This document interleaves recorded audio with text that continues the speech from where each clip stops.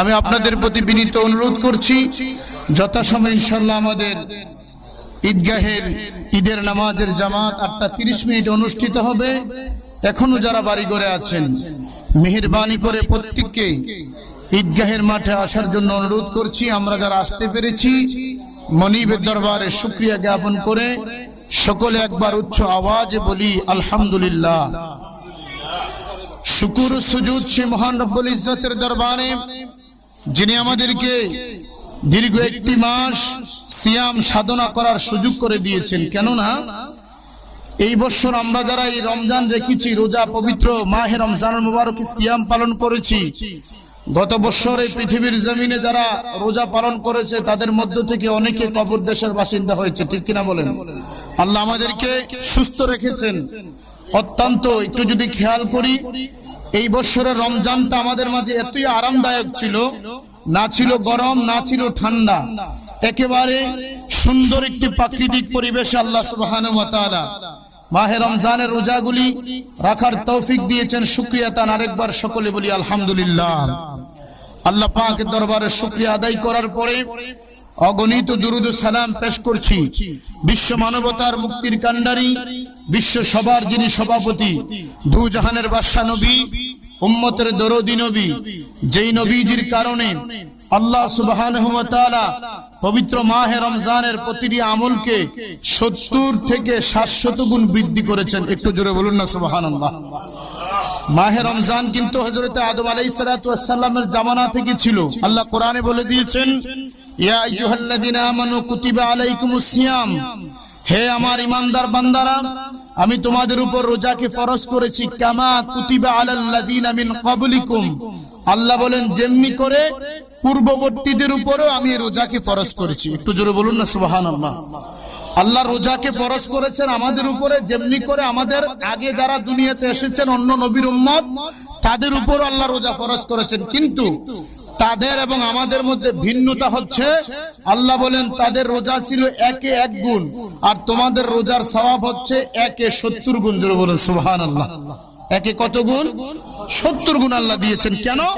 আল্লাহ বলেন হাবিবি কিবরিয়া, দু জাহানের বাদশা নবী, যেই নবীর খাতিরে আমি আল্লাহ গোটা দুনিয়া সৃষ্টি করেছি, যেই নবীর উসিলায় আমি সমস্ত নবীদেরকে সৃষ্টি করেছি, যেই নবীর উসিলায় আমি আল্লাহ পাক রহমত দ্বারা গোটা পৃথিবীকে সাজিয়েছি, ওই নবীর উম্মত যাতে সওয়াবের দিক থেকে তাদের কমতি না হয়, এজন্য আমি আল্লাহ তাদের সওয়াবকে বৃদ্ধি করে দিয়েছি। তবে রোজার ব্যাপার নয়। একটু খেয়াল করবেন, আমরা মনে করি মাহে রমজান রোজার সওয়াব 70 না, রোজার সওয়াব না, রোজা আসার কারণে আমলকে আল্লাহ 70 থেকে 700 গুণ বাড়িয়ে দিয়েছেন। জোরে বলুন সুবহানাল্লাহ। ইল্লা সাওম, আল্লাহ বলেন রোজা ব্যতীত। কেন না? আল্লাহ বলেন আস-সাওমু লি ওয়া আনা আযজি বিহি, বান্দা আমার জন্য রোজা রেখেছে। কার জন্য?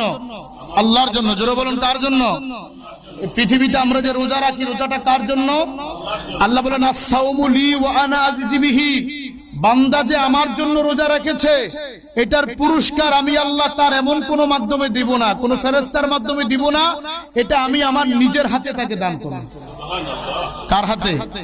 আল্লাহর হাতে। একটু জোরে বলেন বাবা, কার হাতে? আল্লাহ বলেন আমার নিজের হাতে আমি রোজার সওয়াব দান করব।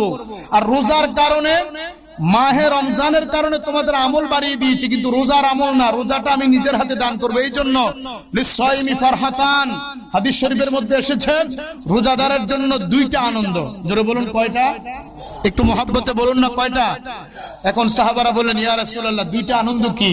নবীজি বললেন একটা আনন্দ হচ্ছে যে ওই ইনদা লিকাই রাব্বিহি, সর্বপ্রথম আনন্দ হচ্ছে রোজাদার ইফতারের সময় দুনিয়ার নিয়ামত নিয়ে বসে, সবকিছু থাকে, তার অন্তরটা, তার গলাটা পিপাসা থাকে, তার পেটটা ক্ষুধার্ত থাকে, কিন্তু আল্লাহর হুকুমকে বান্দা এমন ভাবে পালন করে, সময় হওয়ার 1 সেকেন্ড আগেও রোজাদার ইফতার মুখে নেয়।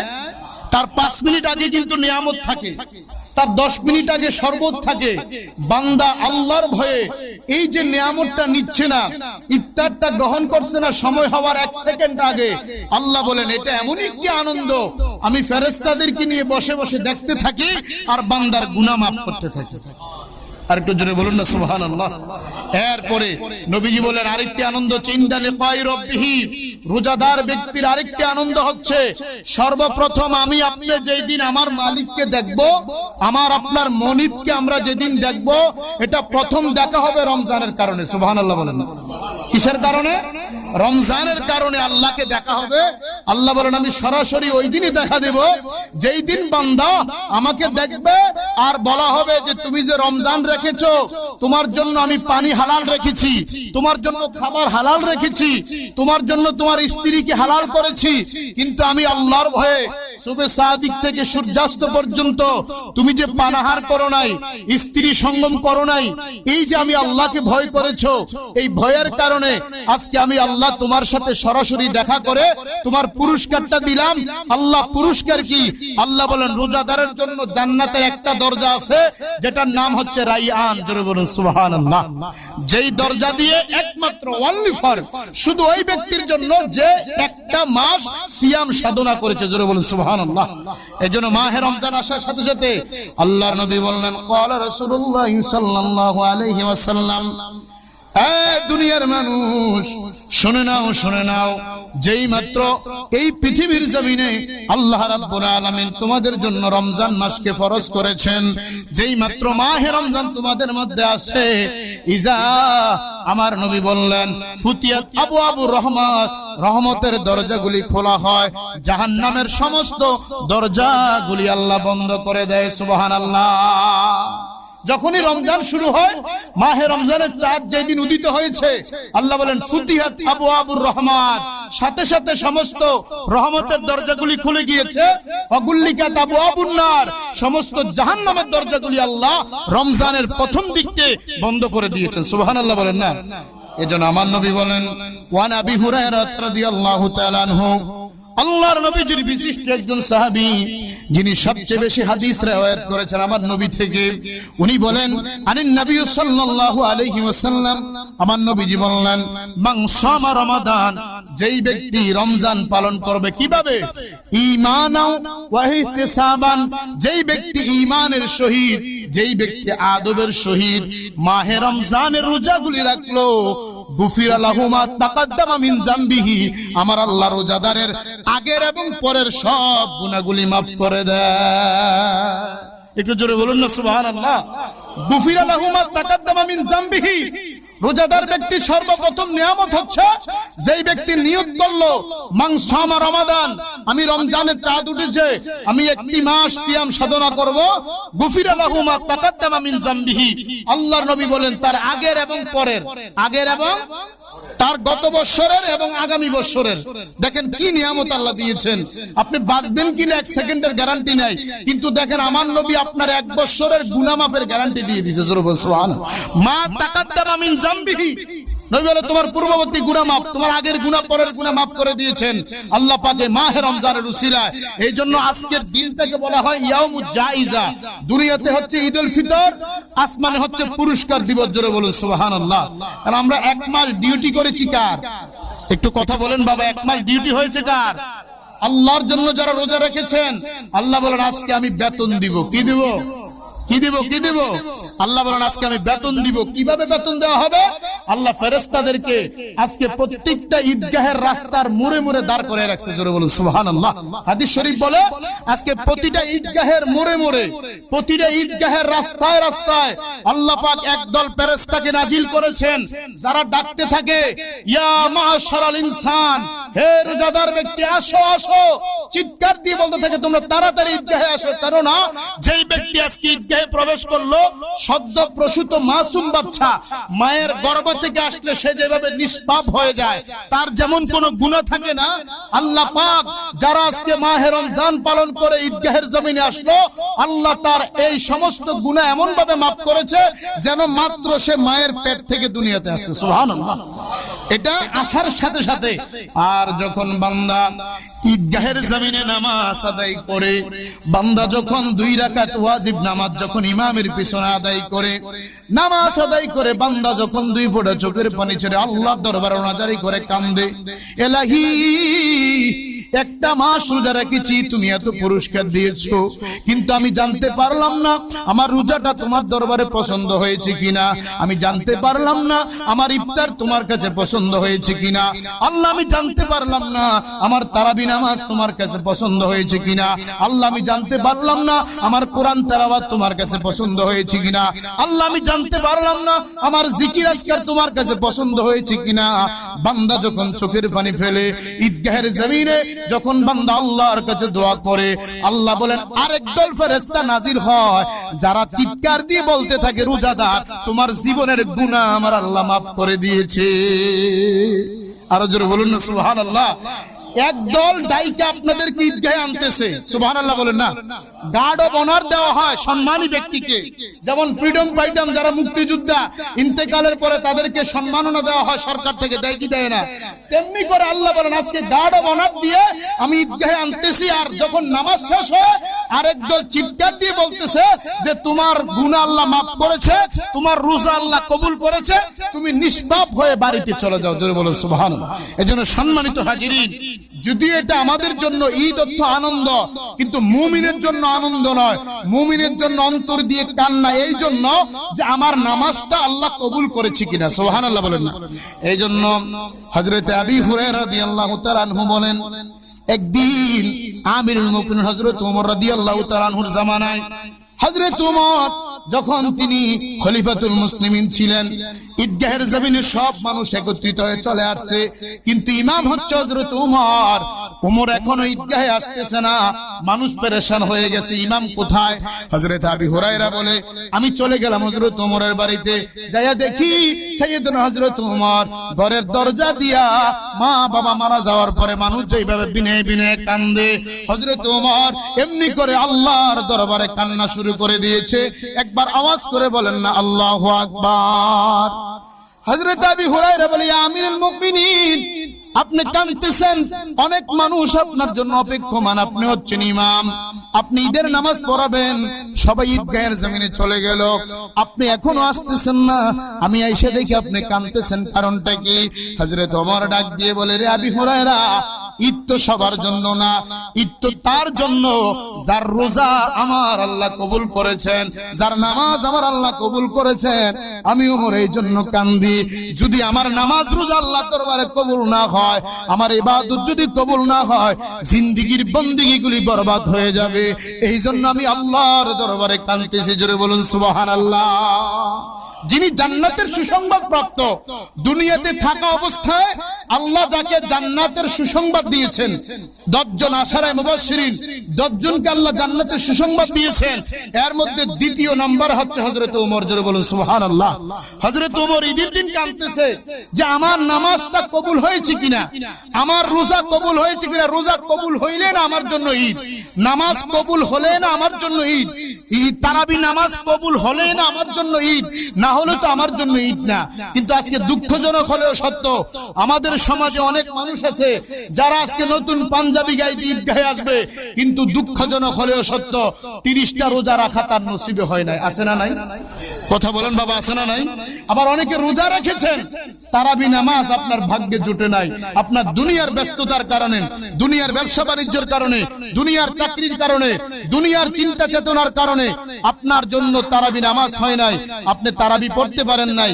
কিন্তু আল্লাহ রাসূল বলেন, প্রতিটি তারাবির সেজদার বিনিময়ে 1500 সেজদার সওয়াব। জোরে বলুন সুবহানাল্লাহ। কয়টা সেজদা? একটা সেজদা। যারা স্পিকার আছে একটু দুরূদ শরীফ পড়ি, আল্লাহুম্মা সাল্লি, ঠিক আছে, মাওলানা মুহাম্মদ ওয়া আলা আলি সাইয়্যিদিনা।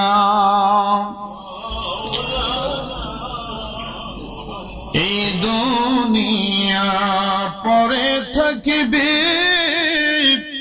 আমরা একদিন থাকব না। সবাই যখন ভুলে যাবে, নবী গো আপনি ভুইলেন না। আল্লাহুম্মা সাল্লি সাইয়্যিদিনা মাওলানা ওয়া আলা আলি সাইয়্যিদিনা।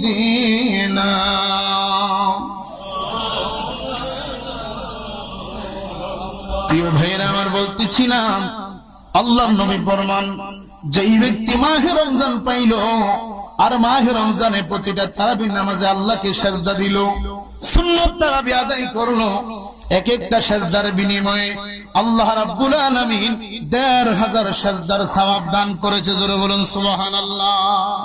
কিন্তু দেখা যায় অনেকে এই তারাবি নামাজটা পড়ার সুযোগ পায় না, তার দুনিয়ার কাজকর্মের কারণে আল্লাহ পাকের রোজা সে রাখতে পারে নাই।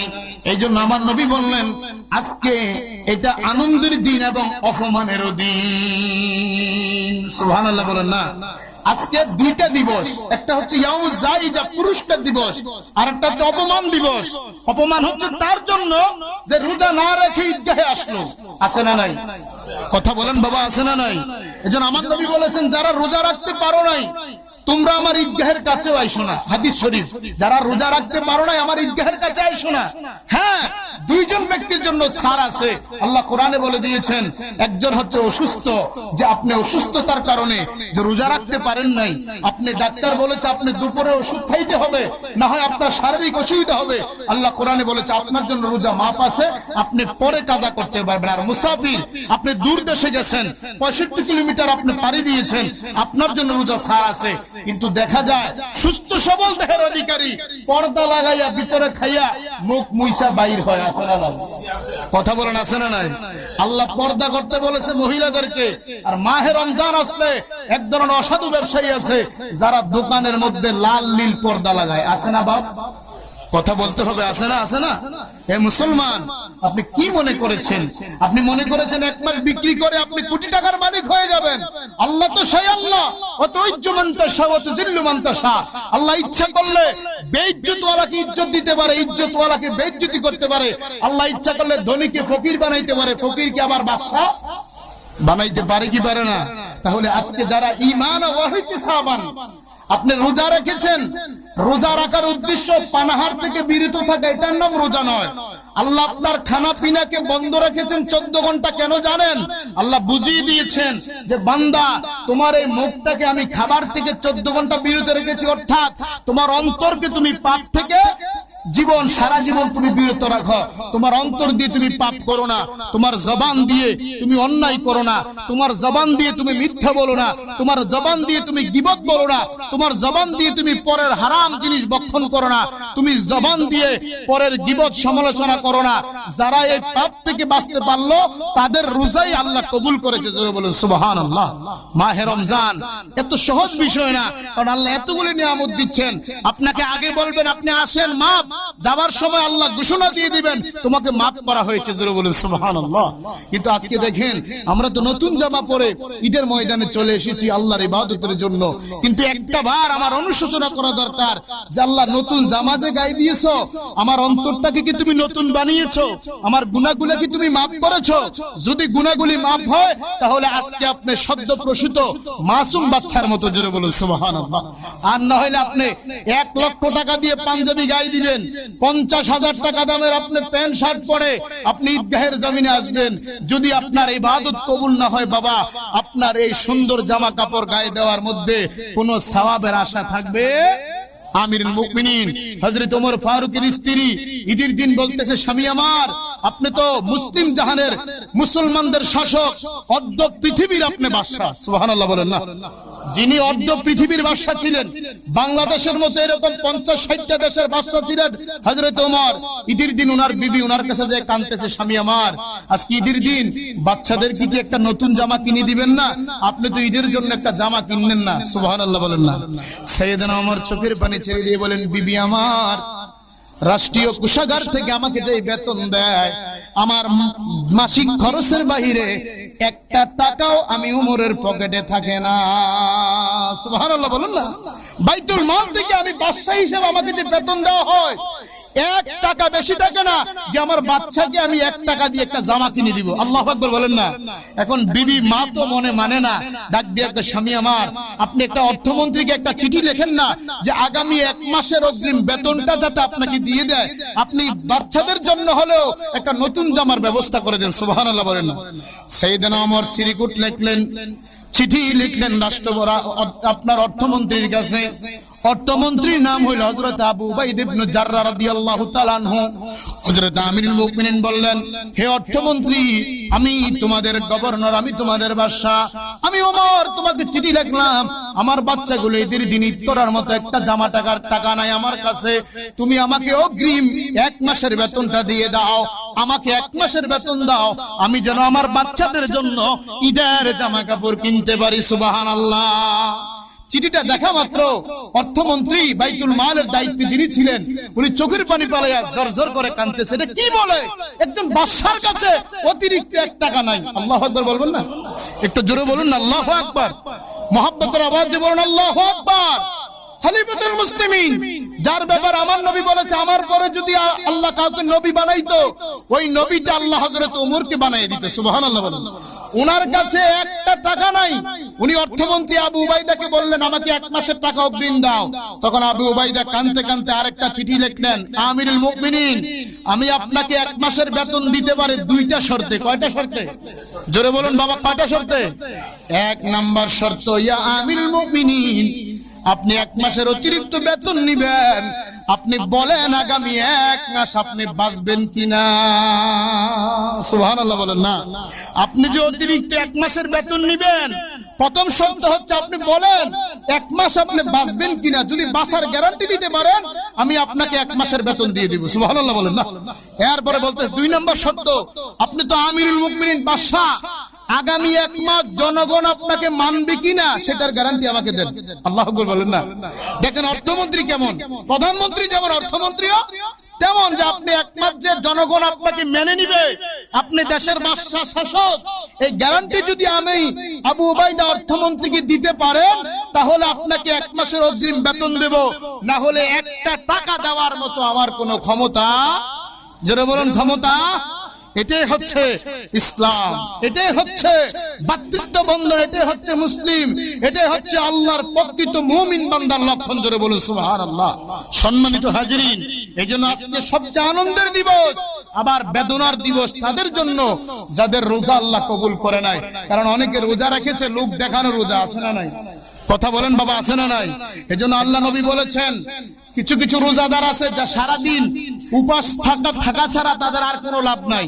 কিছু কিছু নামাজি আছে যাতে তারা কিয়ামুল লাইল করেছে, কিন্তু সারা রাত্রে উজাগার থাকা, অনিদ্রা থাকা ছাড়া তাদের আমলনামায় আর কোনো সওয়াব নাই। সাহাবারা বললেন, ইয়া রাসূলুল্লাহ, তারা কারা?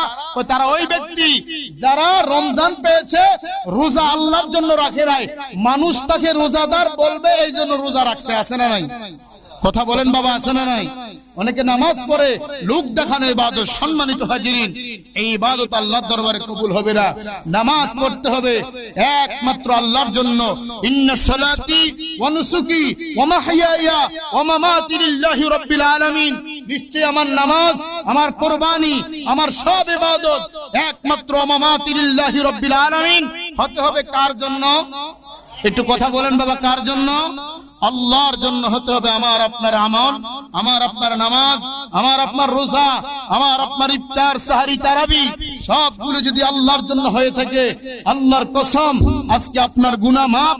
আল্লাহ পাক বলেন, যারা মাহে রমজানে রোজা রাখার পরে ঈদগাহে আসলো, আমি আল্লাহ ফেরেশতাদেরকে সাক্ষী রাইখা তাদেরকে পুরস্কার দেব। জোরে বলুন সুবহানাল্লাহ।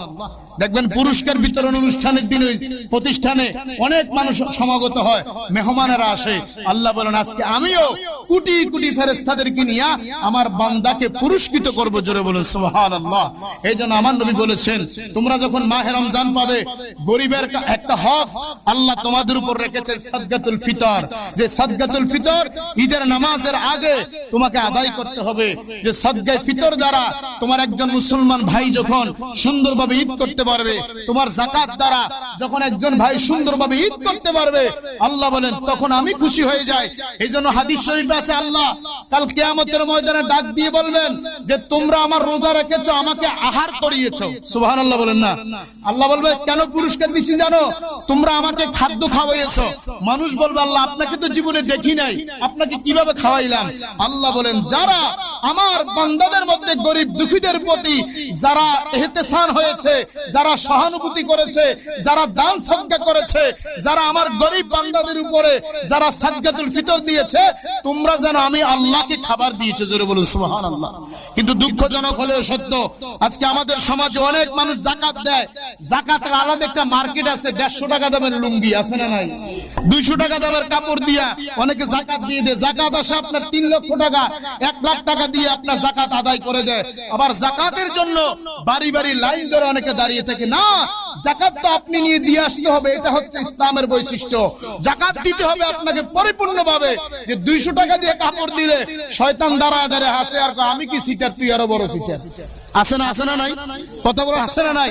150-200 টাকা না, আপনি এমন ভাবে দিবেন একজনকে কাপড় যাতে আপনার এই কাপড় দ্বারা সে সুন্দর করে ঈদগাহে আসতে পারে, কাপড়টা যাতে 2-4-5 মাস পরতে পারে।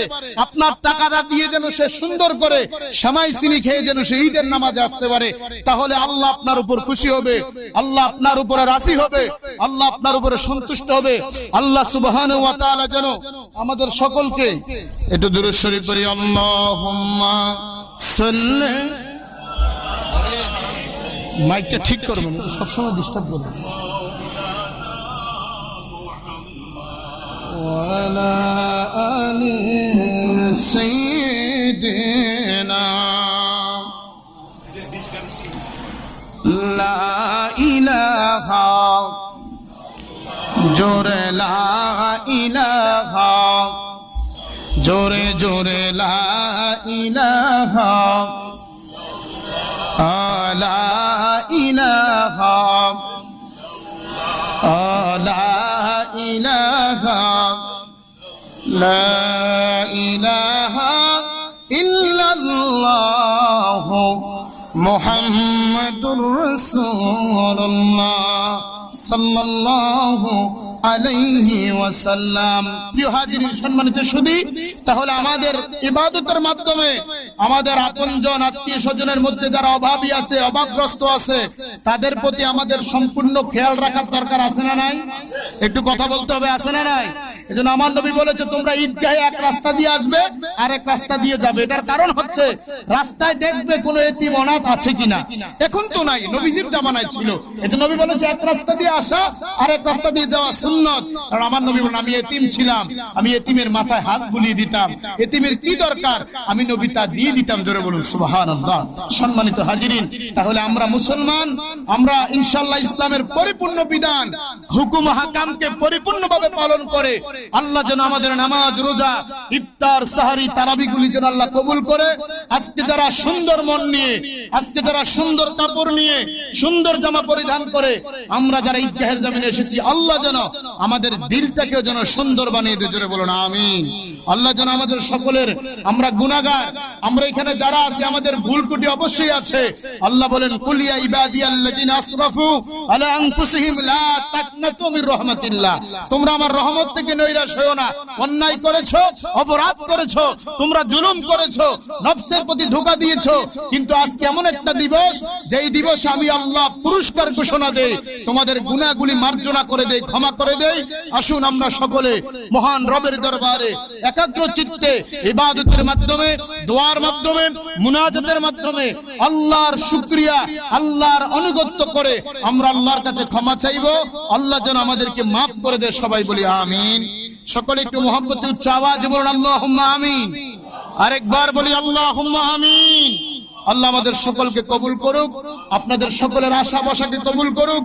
দূর দূরান্ত থেকে আপনাদের বাসা বাড়ি থেকে আপনারা এসেছেন, এলাকার মানুষের সাথে কুশল বিনিময় হবে, মোলাকাত হবে, কোলাকুলি হবে, মুসাফা হবে। আল্লাহ নবী বলেন, কোন মুসলমানের সাথে যখন ঈদের দিন মুসাফা করে, কোলাকুলি করে, তার সগীরা গুনাহগুলি আল্লাহ মাফ করে দেয়। জোরে বলেন সুবহানাল্লাহ।